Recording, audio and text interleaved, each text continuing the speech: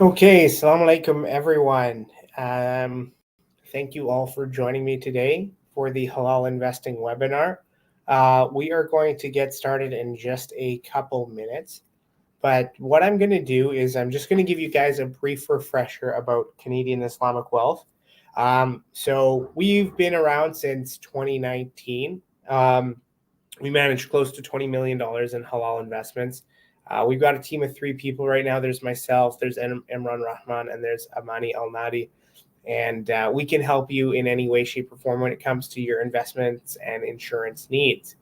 Um, One of the big concerns that pops up when it comes to halal investing with Canadian Islamic wealth uh, is my money going to be safe, right?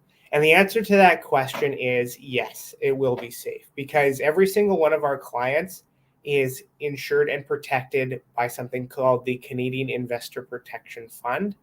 And so basically, how it works is that through our back office system, every single account that is opened is protected by the Canadian Investor Protection Fund up to $1 million. So if you open a tax-free saving account with us, a kid's education plan with us, a retirement saving plan with us, it's all protected up to $1 million in the event that Canadian Islamic Wealth or our back office goes bankrupt. So it's the exact same insurance that the large banks and financial institutions use and have to subscribe to.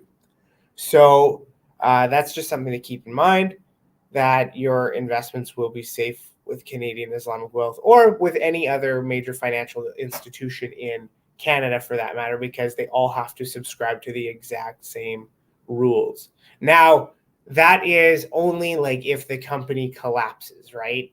If the investments do poorly, that's a different scenario, right? But we'll get into that a little bit later. Also, if you do have any questions throughout the presentation, feel free to put them in the comments. Feel free to ask them as we go.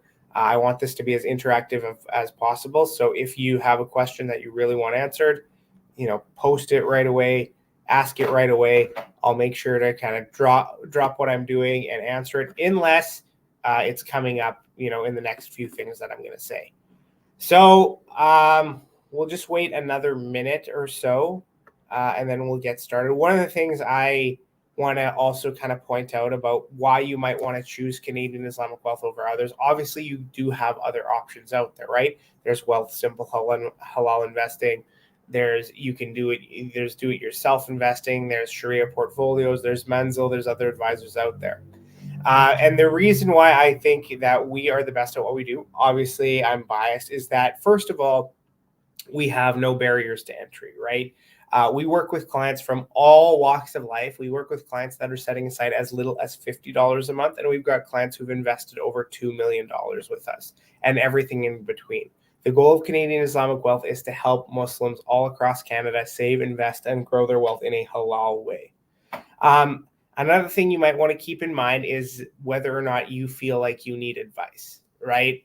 There's a lot of information out there. And with all the information out there, it's kind of hard to figure out which one is correct and which one is best for you, right? Lots of strategies out there are great strategies, but they might not be great strategies for you, right? So you have to find a way to kind of sift through all of that information and figure out what's best for you. And that's our specialty, right?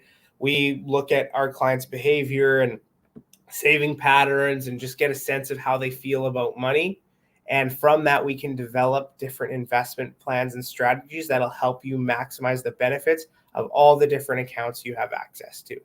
So, like I said, I'm biased, but with other things, for example, there's a lot of companies out there that require you to have a minimum of like $50,000 before you invest. Us, we have no minimums.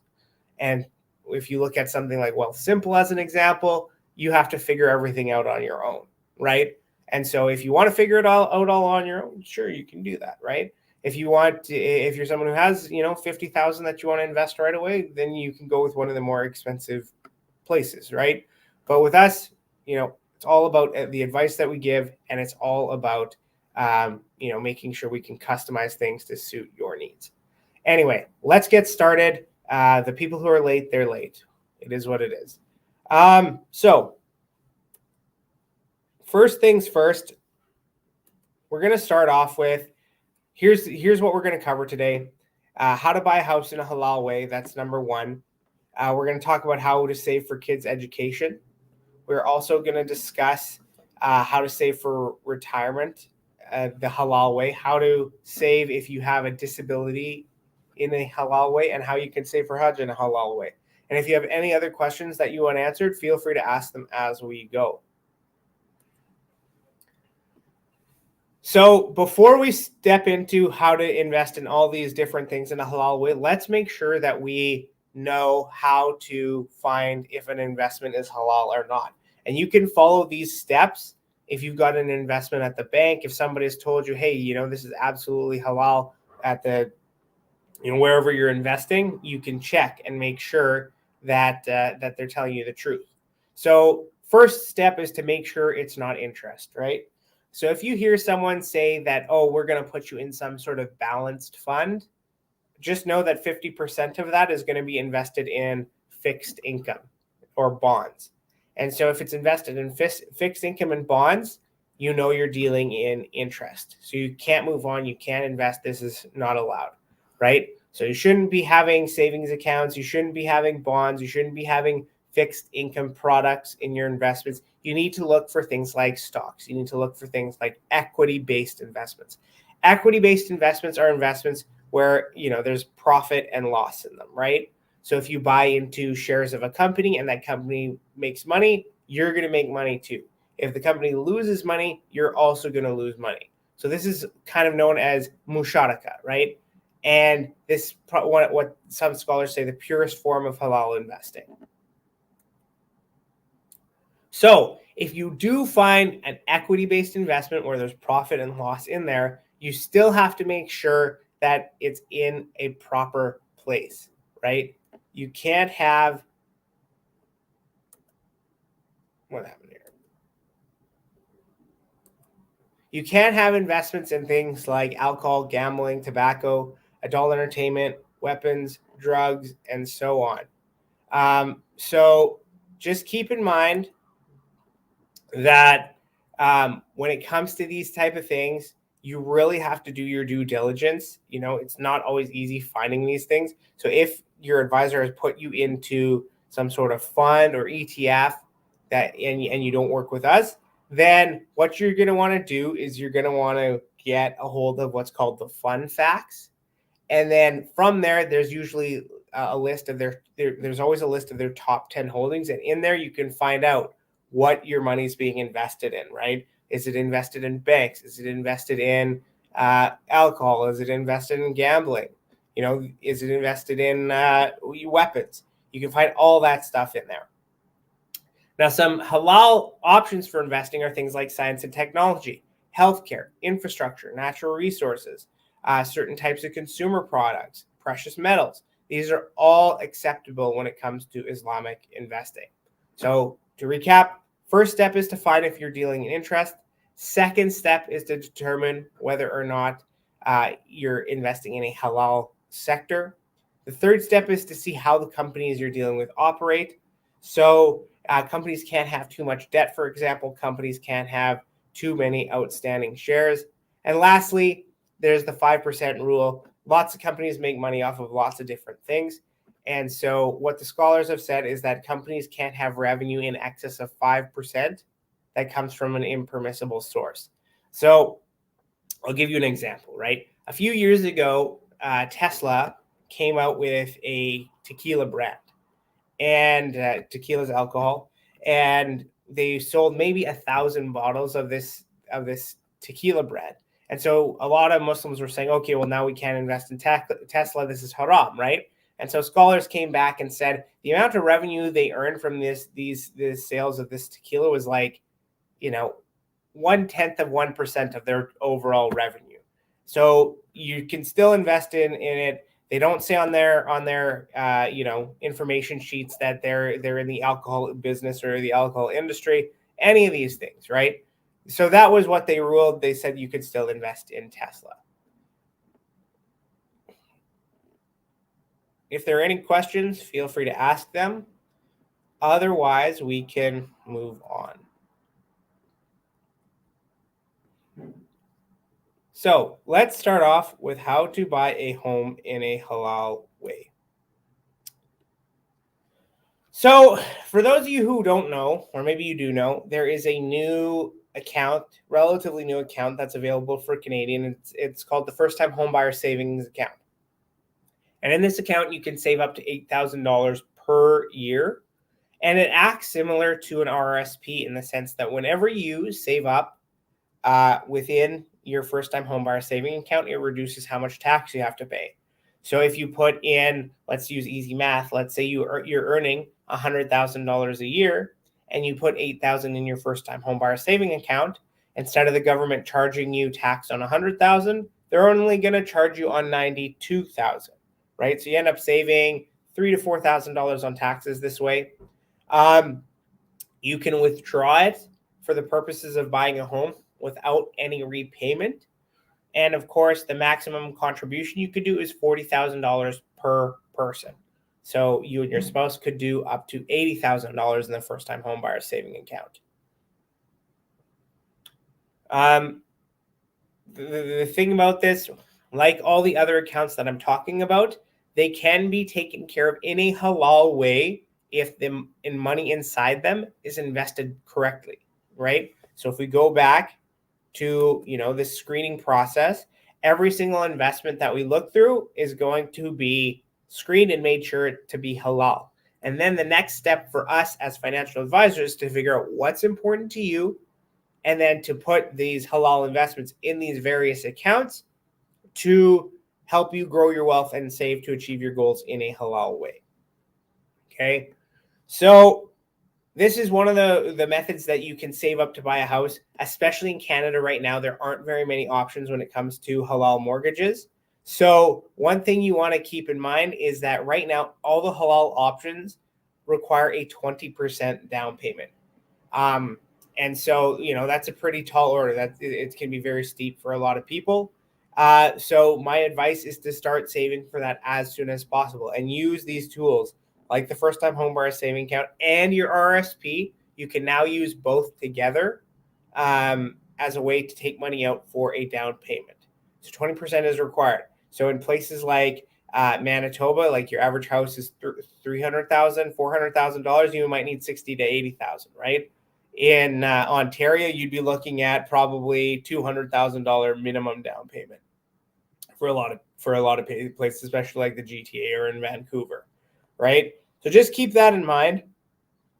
The first time homebuyer saving account can be a great way to achieve that.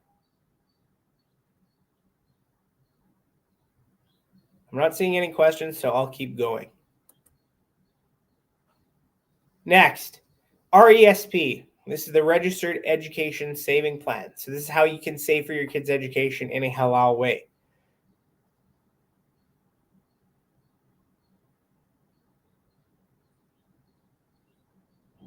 Okay, yeah. So there is a JARA mortgage with a 5% down payment, but then you can incur interest on CMHC. That's a good point. I haven't done a lot of research into a JARA. So yeah, let's. But thank you for that offering, that option. So with the Halal Kids Education Plan, the RESP, you can put up to $50,000 per child inside the RESP. If you put $1 into your kids' education plan, the government's going to give you a grant of 20%. This is up to $500 per year and $7,200 over the life of the child. So, and for low-income families, you may also qualify for the Canada Learning Bond. So if your household income, say, is under like $40,000 a year, basically, if you open up an RESP, they'll give you an initial amount of like $500. And each year they'll add $100 until you reach $2,000. So here's how you maximize on your RESP. You have to put $2,500 per year in for your child. Over the lifetime, if you save approximately $36,000 for each one of your children, you're going to get that $7,200 benefit from the government, on top of which the money is going to grow over those years. So, for example, one of the calculations we do is if you have a brand new baby and you put aside $175 a month between when they're 0 and 18, which that'll get you $36,000 by the time they reach 18, you'll have also earned $7,200 from the government. On top of that, you're also going to get, usually our average returns are anywhere from 8 to 10% a year. What's going to happen is that'll grow over the years, and by the time they go off to university, there should be over $80,000 there for their education. If you haven't started a kid's education plan, you can catch up 1 year at a time, right? So let's say you've got a child who's 6 or 7, you haven't done any saving for their education. What you can do, instead of putting in that $2,500 maximum for that child, you can put $5,000 in there and get a $1,000 benefit right away. And you could do that for each year going forward for the next, 6 years until you've completely caught up, right? And so the way it kind of looks is you're doing $2,500 for, let's say, 2024 and $2,500 for 2023. The government's giving you $1,000, $500 for 2024, $500 for 2023, right? Then next year in 2025, you do another $5,000, $2,500 for 2025, and $2,500 for 2022. And you repeat that until you've caught up for all the years that you've missed. Are there any other questions? Okay, moving on. Retirement savings. So there are a few tools that we have available to us to save for our retirement. And this is something that, I really would like to encourage everyone to start thinking about now. It's one of these things that it seems like it's really far away. And then all of a sudden, you're 40, you're 45, you're 50, and you haven't saved a penny for retirement, right? And the best thing you can do is to start saving early, even if it's a small amount.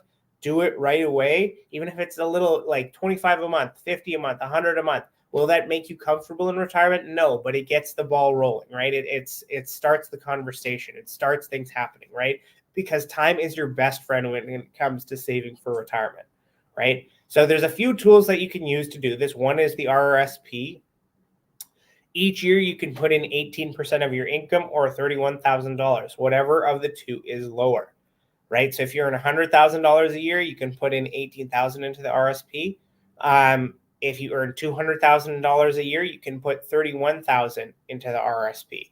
Once again, this is going to lower your taxes, right? So if you earn $100,000 in a year and you put 18%, $18,000 into the RSP, instead of the government taxing you on $100,000, they're going to only tax you on $82,000. So you end up saving some money there on your taxes. The one problem with the RSP, this is kind of a good thing in my opinion, because it forces you to stay invested, but it is not flexible, right? So if something comes up where you need to take money out, you have to pay taxes on it, right? So this is an account that you want to leave alone, right? You don't want to touch it. You want to leave it alone for your retirement. However, there are some scenarios where you can take money out without paying tax, and one of them is to buy a house. So with the rules used to be that you can put you can take out $35,000 each from your RSP, right? Now you can take out $60,000 each from your RSP through the first-time homebuyer plan. And the benefit here is that you can combine this now with the first-time homebuyer saving account. It used to be that you couldn't, but now they're saying that you can.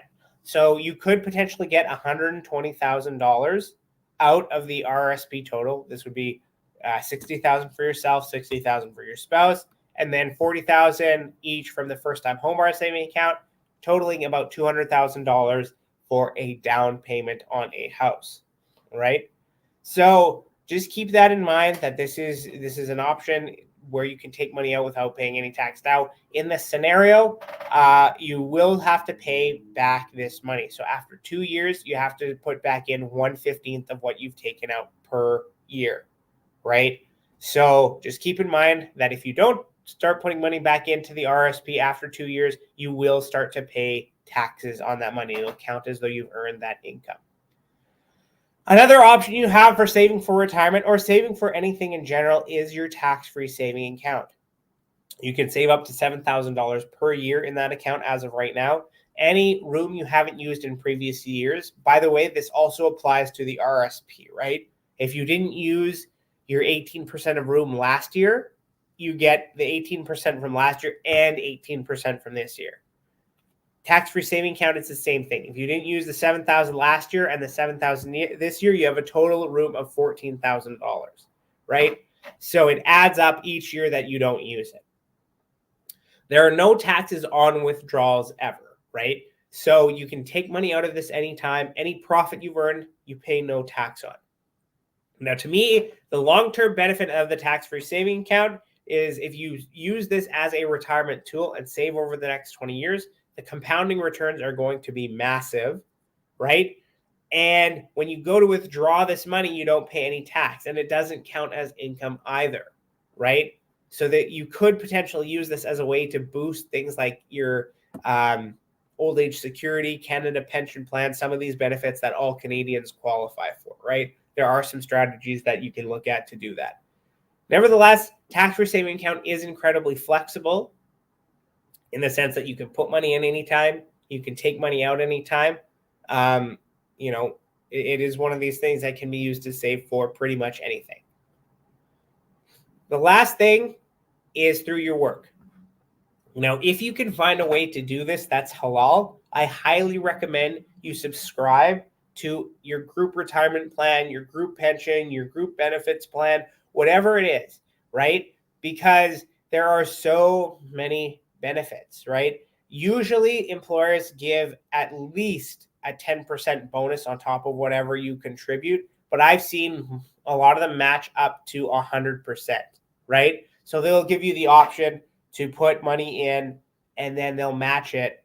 So if you put in $1,000, they're going to give you $1,000. Usually there's a limit, like you can contribute 6 to 8% of your income at most, right? But they'll match that, anywhere from 20% all the way up to 100%, right? So this is a huge benefit. You just got to make sure that it's invested in a halal way.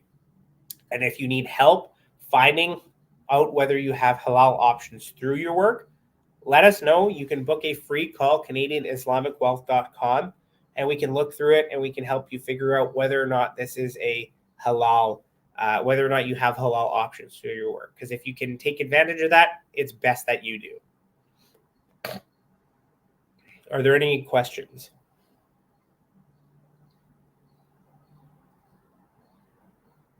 No? Okay, I'll keep moving on. Saving with a disability. So one of the things, if you have a disability or you have a family member with a disability or you have friends with a disability, tell them about the Registered Disability Saving Plan. It is it's a plan where you get a ton of money for every dollar you contribute. If you put in $1, you can get 3 in a lot of cases, right? Before you open an RDSP, you must qualify for a disability tax credit. This is something that the government essentially gives to you. And like I said, for every $1 you put in, you can get up to $3. Usually this is a 10-year plus commitment. So keep that in mind that it isn't the most flexible account to, put money in and take money out of. But annually, you can get up to $3,500 from the government. And over the lifetime, you can get up to $70,000, right? So this is free money. It's a great way to save for someone who has a disability. Is lots of different people who qualify for it. There's people with, diabetes qualify for it, type 1, like childhood diabetes, people with, autism, different things like that. So if you qualify for the disability tax credit, just do your best to open up a RDSP and use this as your primary saving and investment tool, in my opinion. Once again, all of these can be invested in a halal way, right? RDSP, RSP, tax-free saving account, first-time homebuyer saving account, They all go back to that first few slides that I showed you where we sift through the investments, make sure that they're halal, and then make sure that the investments are used inside these accounts. Saving for Hajj.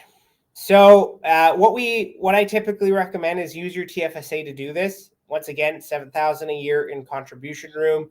Each year you don't use, you can it adds on top of itself, right? So, set money aside to begin investing. And what I would say to everybody is set a target, right? A lot of people say, oh, one day, inshallah, I'll go to Hajj, right?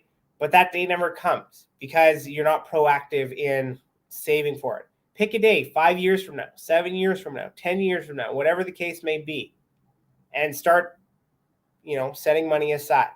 $200 a month for the next 5 years or so will absolutely get you to Hajj, right? So just make that intention, make a plan, and if you need help with the plan, once again, let us know. So I talked about this a little bit in the beginning, but I'll kind of refresh. And if you guys have questions, feel free to ask them. But why should you choose Canadian and Islamic wealth over the bank or somewhere else? Like I said, halal investing is the only thing we do.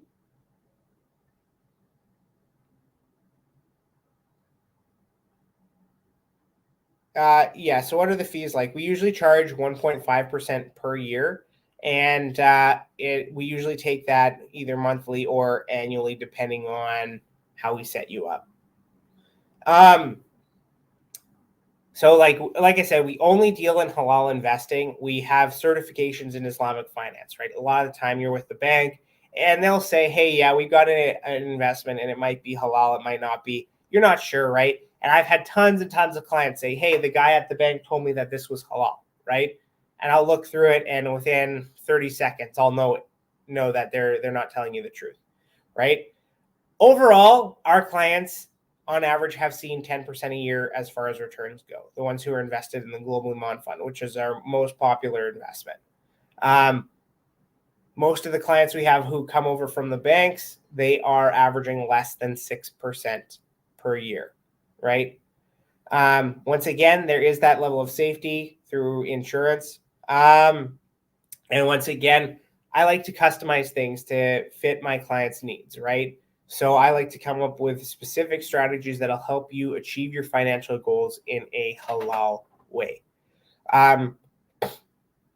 So that is pretty much it on my end as far as investing goes, as far as, halal savings goes. If you have any questions, let me know. Otherwise, that is pretty much it. One other thing I want to just touch on is that financial habits are everything, right? When it comes to investing, saving, and growing your wealth, I don't want to say it doesn't matter, but even if I pick the best investment for you that gets 10, 15, 20% a year returns, it won't matter if you're not making good financial habits a part of who you are, right? So what does that mean? Consistency is everything. The clients of mine who perform the best are the ones who are the most consistent. The ones who put money in just sporadically tend to perform the worst. But the ones who are setting money aside regularly, whether it's monthly or annually, who make a habit of consistent saving and investment, they are the best performing clients. And I've got clients who are earning, $50,000, $60,000 a year, who are outperforming people who are earning hundreds of thousands, if not $200,000 a year as physicians, right? Because they're so consistent and they're sticking to their plan. And then the best thing, yes, there are discounts. So we start at 1.5% for anything under 100,000. And so the question is, are there any discounts if big money amount is deposited? And like I said, yes. Anything over 100,000, I drop it down to 1.25%, 250,000, 1.15, 500,000, 1.05, a million, we go under 100% or under 1%. So, there's also discounts for referrals, right? So if you have a friend or a family member who becomes a client of Canadian Islamic Wealth, we also drop down the fees for you because you help someone find us and help someone become attuned to halal investing. So, like I was saying, the main thing, consistency yields the best results. And the other thing I just want to say is start, right? Whatever your plan is, start doing something now, right? It doesn't, a lot of times what we do is we will want to have the perfect strategy and the perfect solution and the perfect this and the perfect that and the perfect time. And that doesn't exist, right? There's always something going on in the markets. There's always the potential for investments to go down. You could always be saving more. There's always something, right? But the earlier you start working towards your goal, the better, right? Whether that's retirement, whether that's your kids' education, whether that's saving for Hajj, the best time for you to start achieving that goal is today, right now. So if you want help with any of these things, if you want help figuring out your financial habits, if you want help with any of this stuff, feel free to reach out to us. You can book a free call, CanadianIslamicWealth.com, and we're happy to help you. And you can book a call with myself, or you can book a call with Emran. We've got lots of experience here in the financial services industry and business, so I'm sure we can help you in the best way possible. Once again, if there are any questions, feel free to ask them. Otherwise, Jazakallah khair for joining us, and we'll see you next time.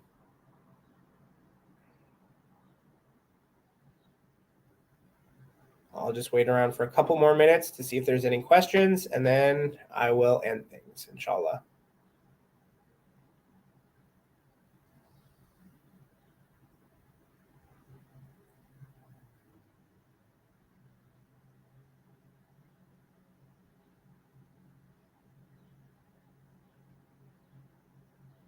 Okay, no questions. Don't be shy. Don't be shy to ask your questions.